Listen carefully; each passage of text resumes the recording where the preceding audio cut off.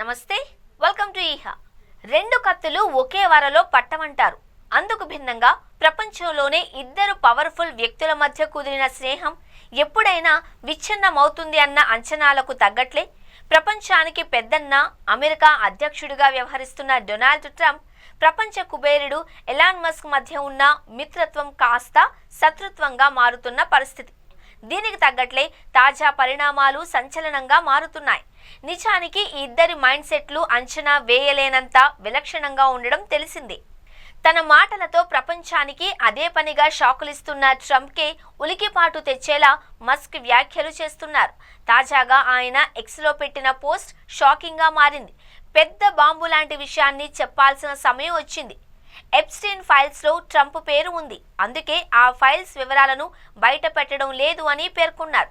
Musk పెట్టిన post ప్రపంచానికే కాదు, ప్రపంచంలోనే పవర్ఫుల్ అయిన ట్రంప్ను డిఫెన్స్లో పడేలా చేసింది అని చెప్పాలి.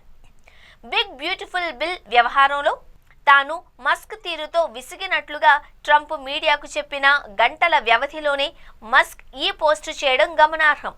అంతేకాదు, ట్రంప్ను అభిశంసించి ఆ స్థానంలో ఉపాధ్యక్షుడు జేడీ వాన్స్ను అధ్యక్షుడిగా చేయాలి అంటూ మస్క్ ఒప్పుకున్న వైనం మరో సంచలనానికి తెరతీసినట్లయింది. ఇంతకు మస్క్ పోస్టులో పేర్కొన్న ఎప్స్టీన్ ఫైల్స్ ఏంటి, ఈ స్కామ్ ఏంటి అన్నది ఇప్పుడు ఆసక్తికరంగా మారింది. అమెరికాలో సంచలనాన్ని క్రియేట్ చేసిన జెఫ్రీ ఎప్స్టీన్ సెక్స్ స్కామ్కు సంబంధించిన కీలక పత్రాల వ్యవహారం. ఆ ఫైల్స్లో ఎప్స్టీన్ కాంటాక్ట్ లిస్ట్, ఫ్లైట్ లాగ్లు, అతనికి వ్యతిరేకంగా సేకరించిన ఆధారాలు ఉన్నాయి. ఇంతకు అసలీ కుంభకోణం ఏంటి, దానికి సంబంధించిన అంశాలేంటి, జెఫ్రీ ఎప్స్టీన్ ఎవరు, ఇప్పుడు అతను ఎక్కడా? ఇలాంటి వివరాల్లోకి వెళితే, కొన్నేళ్ల క్రితం ఎప్స్టీన్ సెక్స్ స్కామ్ అగ్రరాజ్యం అమెరికాను కుదిపేసింది.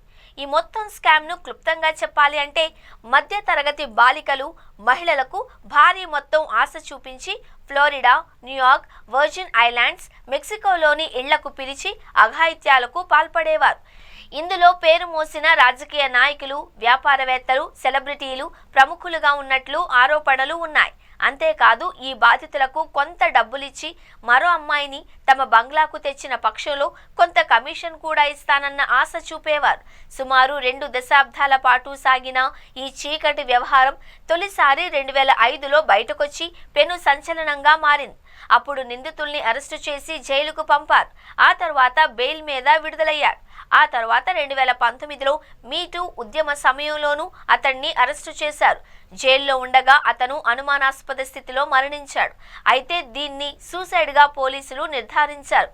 ఎప్స్టీన్ మాజీ స్నేహితురాలు మ్యాక్స్వెల్లా ఈ దారుణాలకు సహకరించినట్లుగా తేలడంతో ఆమెకు ఇప్పటికే 20 ఏళ్ల జైలు శిక్ష పడింది. ఇక్కడే మరో అంశాన్ని ప్రస్తావించాలి. ఎప్స్టీన్ వినియోగించే ప్రైవేట్ జెట్కు సంబంధించిన లాగ్స్లో పలువురు ప్రముఖుల పేర్లు బయటకు రావడం అప్పట్లో సంచలనంగా మారింది. ఈ దారుణాలకు చెందిన కొన్ని కీలక పత్రాలను ఆ దేశ న్యాయ వ్యవస్థ విడుదల చేసింది. ది ఎప్స్టీన్ ఫైల్స్ పేజ్ 1గా పేరు పెట్టి విడుదల చేశారు.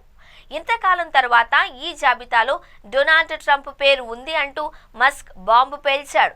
ఈ కారణంతోనే దర్యాప్తులో వెల్లడైన విషయాలను ఎప్పటి వరకు బయటపెట్టలేదన్నారు. అయితే అధ్యక్ష ఎన్నికల